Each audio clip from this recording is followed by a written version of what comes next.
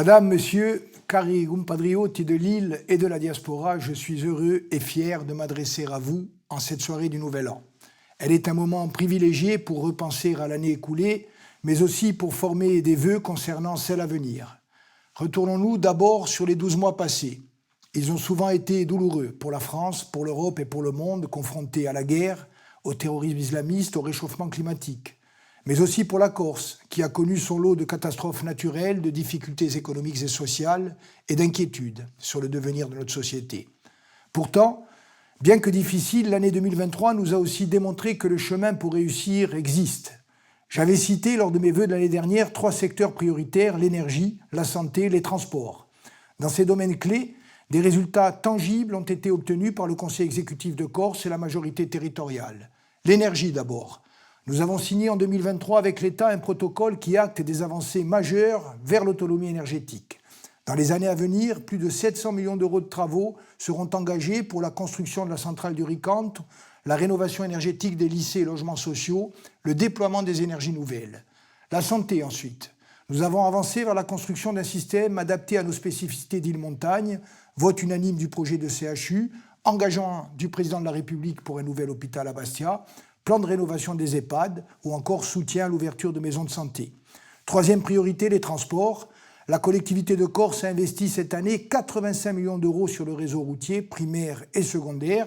Dans le secteur ferroviaire, la transformation des chemins de fer de la Corse en établissement public, industriel et commercial concrétise notre volonté de faire du train un outil majeur de notre stratégie de transport dans une logique de service public. Un service public que nous avons également pérennisé et renforcé dans le domaine maritime et que nous défendons dans le domaine aérien, bord à bord attribué à Air Corsica et examen en février de la délégation de service public entre la Corse et Paris. Nous irons vers cette décision avec la boussole qui nous a constamment guidés, respect du droit, gestion rigoureuse de l'argent public, intérêt de la Corse et des Corses en termes économiques comme en termes sociaux. Dans ce domaine, comme dans tous les autres, le combat pour la Corse est un combat difficile, souvent inégal, toujours recommencé. Mais nous avons le devoir de le mener et surtout, nous avons la possibilité de le gagner. 2024 sera à cet égard une année décisive. Initié en mars 2022, au lendemain de l'assassinat d'Ivan Colonna, le processus entre la Corse et l'État doit déboucher sur une révision constitutionnelle avant la fin de l'année. Cette révision doit permettre la mise en œuvre d'un statut d'autonomie et d'une solution politique globale. Cette perspective est une opportunité que ni la Corse ni l'État ne doivent manquer. Échouer et laisser passer le train de l'histoire serait une faute aux conséquences graves et sans doute irréversibles. En sens inverse, la réussite est désormais à portée de main. Des acquis importants ont d'ores et déjà été enregistrés. Du côté de la Corse, la délibération votée le 5 juillet 2023 exprime la demande largement majoritaire des Corses et des institutions qui les représentent. Elle doit bien sûr être prise en compte par Paris.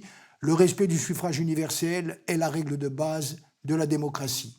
Du côté de l'État, le président de la République a, pour la première fois dans l'histoire des relations entre la Corse et la République, acté la perspective d'un statut d'autonomie. Le contenu de ce statut a fait l'objet de discussions et d'échanges avec l'ensemble des forces politiques et forces vives de l'île.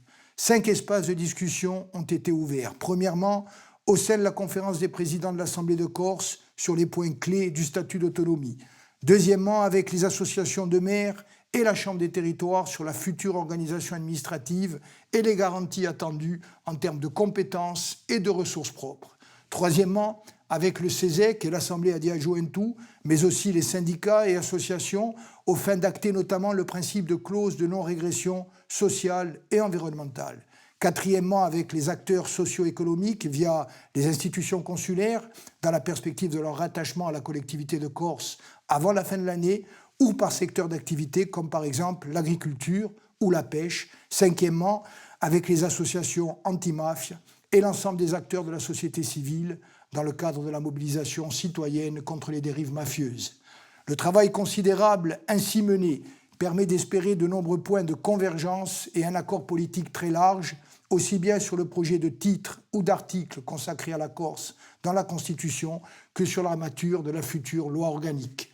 Ces 2 textes seront soumis au vote séparé de l'Assemblée nationale et du Sénat avant juin 2024, puis du congrès à l'automne et enfin un référendum en Corse. En réussissant cette révision constitutionnelle et en dotant la Corse d'un statut d'autonomie qui est la règle pour toutes les grandes îles de Méditerranée, nous nous engagerons avec confiance et détermination sur un chemin d'espoir, de paix et d'émancipation. Per le generazioni d'oggi e per quelli che sono bene, per la Corsica e per il nostro popolo, che il 2024 sia un'annata di pace e di benestare, per voi, per i vostri e per noi tutti, in cui fervore e fratellanza, pace e salute.